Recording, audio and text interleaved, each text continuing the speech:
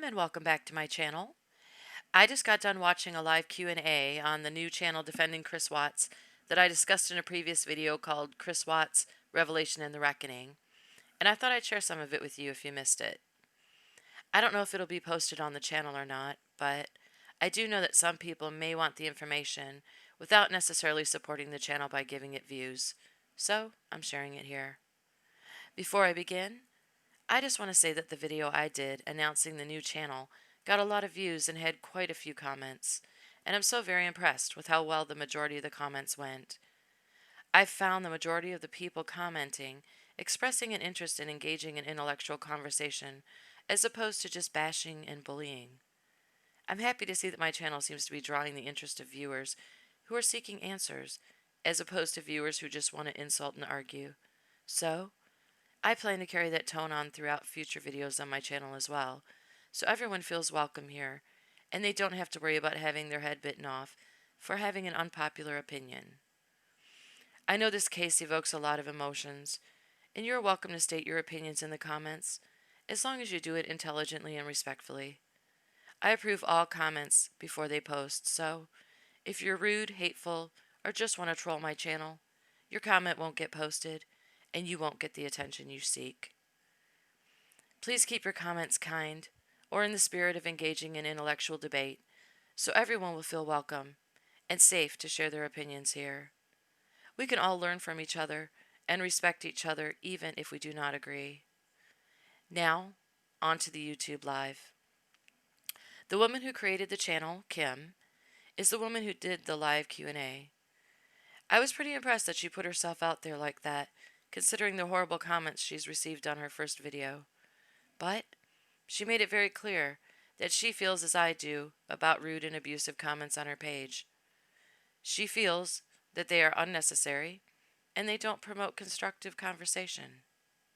She said she's more than willing to listen to those of us who think Chris is guilty, but she won't be turning her comments back on until people are able to express their opinions in an acceptable manner.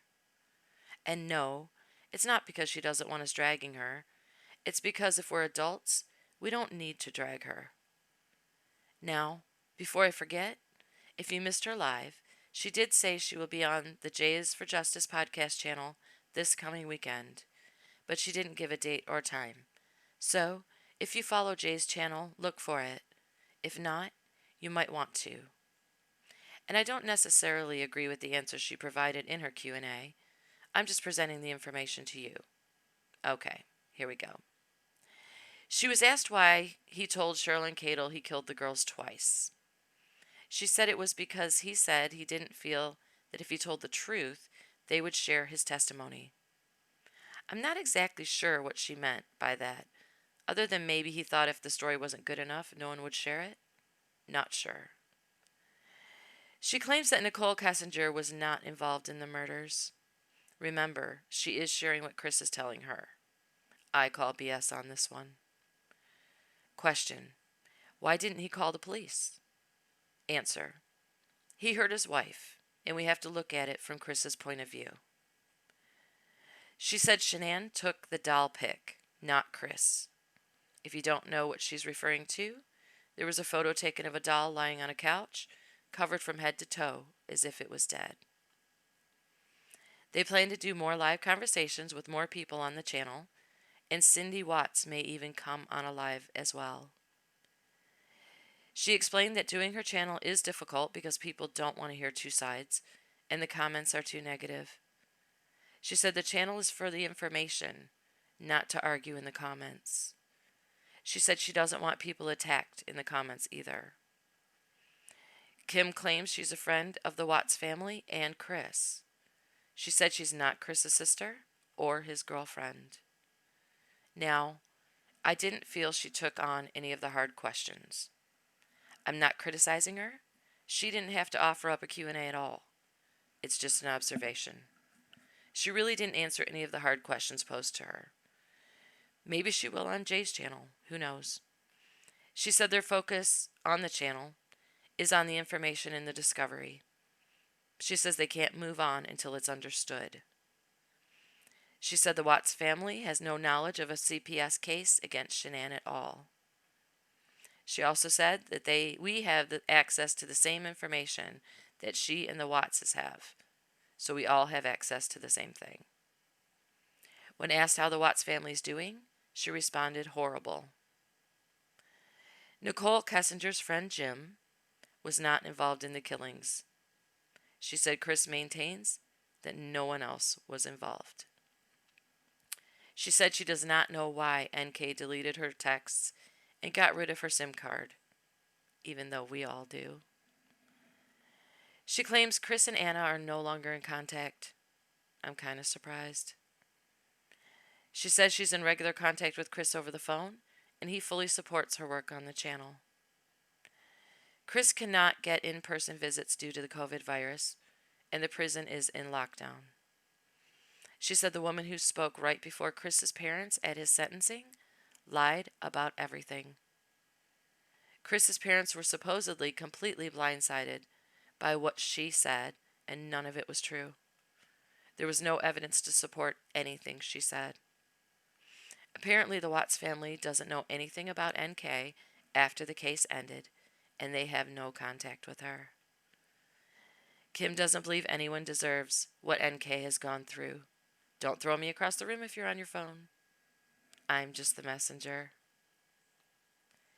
She was asked what makes her want to help Chris so much. She said she sees too much injustice in this case, and she's not okay with it. She says she's not doing this to change anyone's minds. She's just sharing the information they have.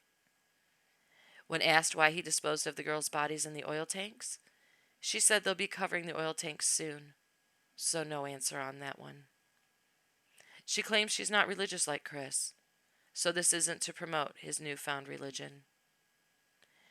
Kim's email is the number 4, then chriswatts@gmail.com if anyone wants to ask her questions. She said the police told the media he confessed to killing his whole family, even though he initially only admitted to killing Shanann. Then she explained the video we saw with the reporter yelling, "Why did you kill your family?" when he was being taken into court. It said Chris claimed he didn't know why the reporter yelled that to him because he never said he killed his whole family, just Shanann.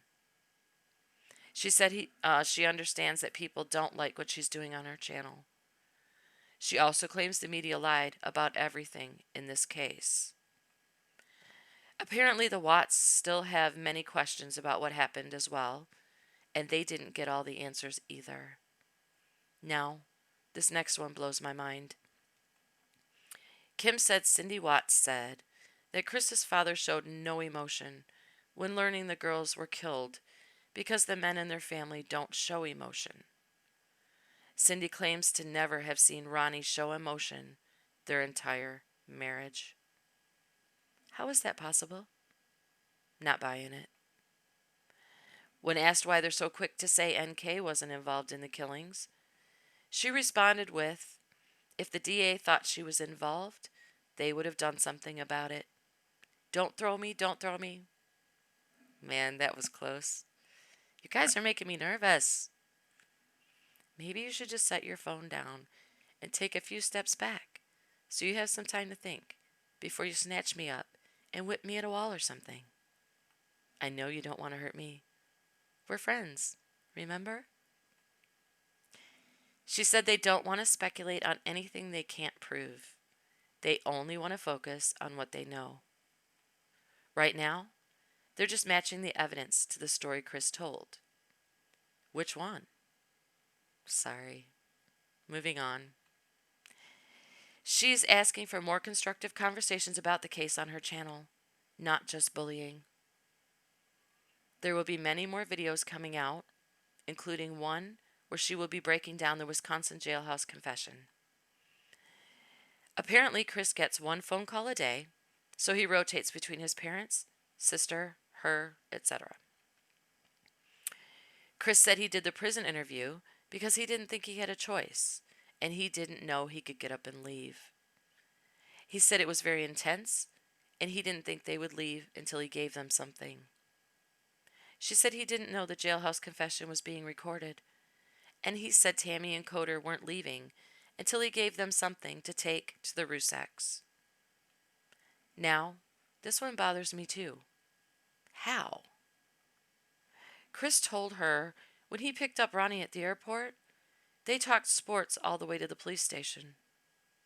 His family's dead, and he talked sports with his dad in the car.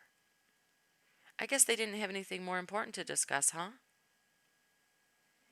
After his confession, Ronnie said that he wanted to get Chris a lawyer, but police wouldn't let him see Chris.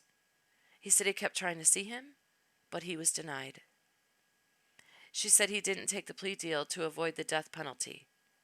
Chris told her they started talking to him about a plea deal the first week he was there. She said there are 3 sides to the story: the Watts side, the Ruseck side, and law enforcement's side. She also said that Chris told her that he told Shanann their marriage was over when they were in North Carolina, but Shanann didn't want to accept it. He told his parents he was excited to be getting separated and that he was looking at apartments. Chris told her Shanann contacted their real estate agent while they were still in North Carolina. Chris said he now wants his day in court, so they are on that track, and that is why they're doing this. Chris's parents said the DA told them they had a lot of evidence, but they had nothing. She said the DA never provided any evidence in an evidentiary hearing for the judge to see, but he was charged anyway. Chris was arrested, charged, and sentenced, with no evidence presented to the judge at all. Chris said that on the night of the murders, he and Shanann were arguing about the credit card and their marriage, and everything just happened so fast. She said the prosecutor built the case around him wanting out of his marriage, but everyone already knew they were separating. Chris claims he decided to confess because Tammy and Coder kept telling him that he was a great guy and that he needed to take responsibility for what happened. Chris didn't want any stories getting out to the media. He didn't even understand anything that was happening in the media. She claims he never said he saw his girls turn blue on the baby monitor. He claims he said the monitor was black and white. Ronnie claims he asked for a lawyer for Chris 3 times after his confession, but Chris didn't want a lawyer, and she didn't say why. But she did say that to this very day, Chris doesn't like anyone talking bad about Shanann. So, it was okay to kill her. I just don't want to hear anyone bad-mouthing her. She said the prosecution said the neighbor's camera captured Chris walking back and forth to the truck 3 times, 1 for each body. And she doesn't know anything about the shadow videos, which, if you don't know, were videos that popped up on the internet of shadows looking like Bella and Celeste in the garage while Chris loaded his truck to leave after the murders. Now, this next one is interesting.